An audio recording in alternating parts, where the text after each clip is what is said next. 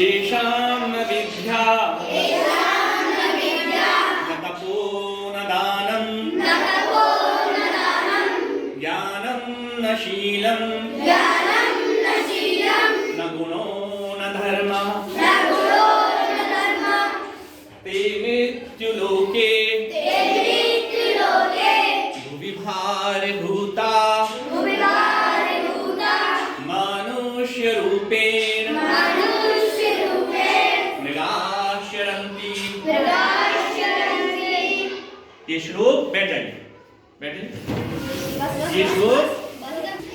ये श्लोक कहां से लिया गया है? चाणक्य नीति से। ये श्लोक चाणक्य नीति से लिया गया है। इसका मतलब क्या है? इसका हम अब अर्थ समझेंगे। अर्थ क्या है इसका? इसका अर्थ है कि क्या लाइन है पहली? येषां न विद्या, ऐसा व्यक्ति जिसके पास विद्या नहीं है। विद्या का मतलब क्या समझोगे आप?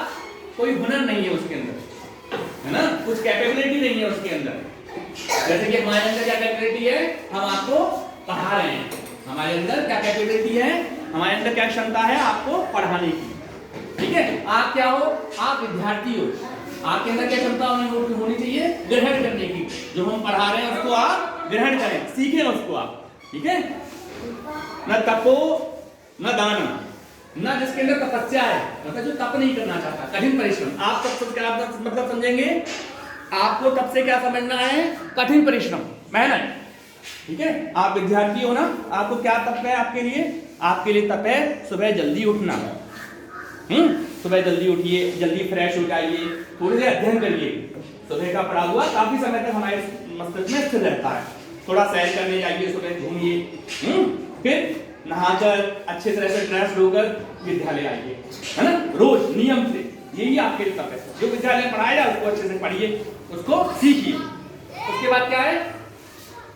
न दानम, दान का मतलब आपके लिए क्या है? दान का मतलब क्या है आपके लिए? दान का मतलब होता है कि जब हमारे पास कुछ एक्स्ट्रा चीज है, हम इस काबिल, भगवान ने बना दिया हमें, ईश्वर ने हमें इस काबिल बना दिया कि हमारे पास बहुत सारी क्षमताएं हैं, हमारे पास बहुत सारी चीजें हैं, हम काबिल हैं अपने आप में, पूरे हम कर सकते हैं, अपनी जरूरतों को हम पूरा कर सकते हैं। तो कुछ लोग ऐसे हैं जो अपनी जरूरतों को पूरा नहीं कर सकते हैं। तो हमें क्या करना है? हमें अपने जो हमारे पास संचय है, जो हमारे पास एक्स्ट्रा चीजें हैं, हमें उसको दूसरों को दे देना है, जो जरूरतमंद है। ठीक है, उसको दान बोलते हैं। तो मान लो दान का मतलब क्या है? मान लो तुमने स्वेटर पहना, समझ ना, आपने स्वेटर लिया, ठीक है, आपका स्वेटर छोटा हो गया है, तो आप क्या कर सकते हो? सर्दी में वो स्वेटर किसी और को दे सकते हो। ठीक है, उसके बाद क्या है? ज्ञानम न शीलम, न जिसके अंदर ज्ञान है। ज्ञान का मतलब है हमारे अंदर समझ होनी चाहिए क्या अच्छा है क्या बुरा है ना। हमें ये समझना चाहिए कि हमें अपने गुरु जी का कहना मानना है, हमें अपने बड़े लोगों का कहना मानना है, हमें उनके आदर्शों पे चलना है ना। इतनी समझ हमारे अंदर होनी चाहिए। ठीक, आपके लिए ज्ञान का मतलब इतना है। बाकी आप ज्ञान अर्जित कर रहे हो तो बहुत छोटे हो, ज्ञान को सीख रहे हो, आप लोगों से आपको अच्छी अच्छी बातें सीखनी है। ठीक है, ठीक, ज्ञानम न शीलम, शील का शील बहुत जरूरी है। आप लोगों के लिए सबसे ज्यादा महत्वपूर्ण चीज क्या है? शील। शील, शील का मतलब हो गया सदाचार।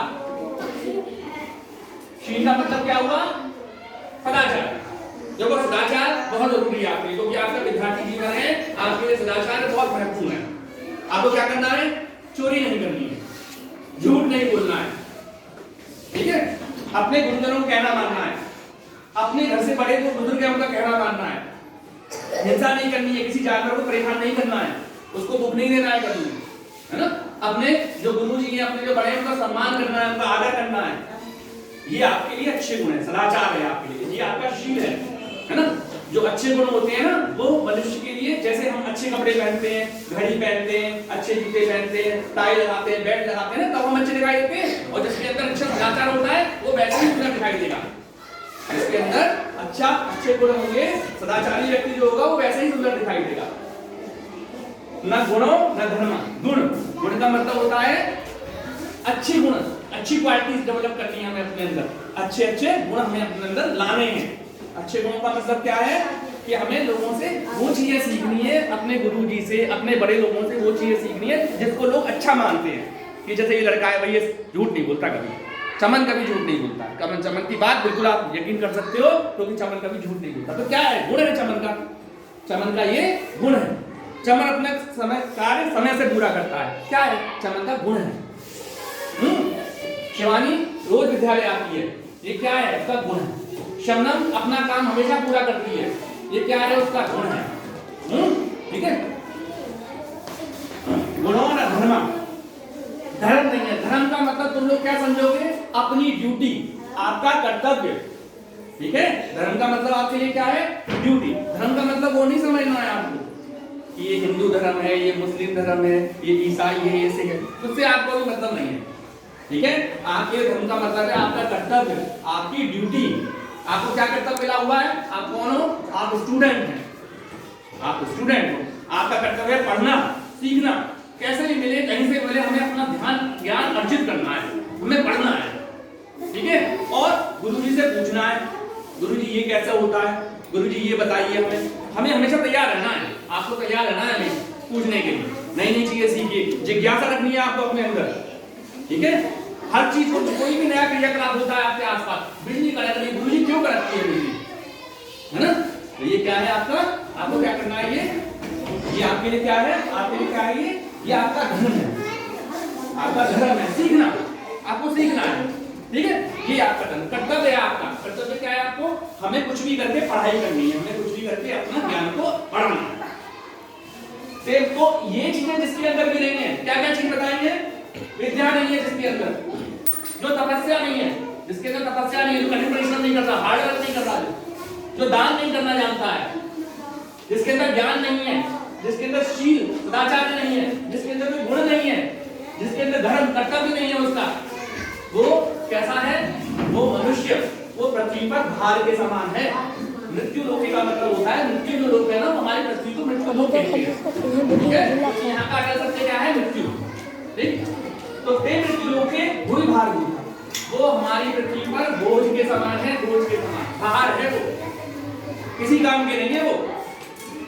वो वैसे ही है पृथ्वी पर जैसे वो मनुष्य के रूप में तो है, लेकिन कैसे? पशु के समान। जैसे पशु चढ़ते हैं, पशु देखे होंगे ना अपने आसपास अपने। मृग आया है यहाँ पे शब्द, मृग का मतलब हिरण होता है, लेकिन पशु से मतलब है हमारा। मतलब किससे? यहाँ इसका मतलब किससे? पशुओं से।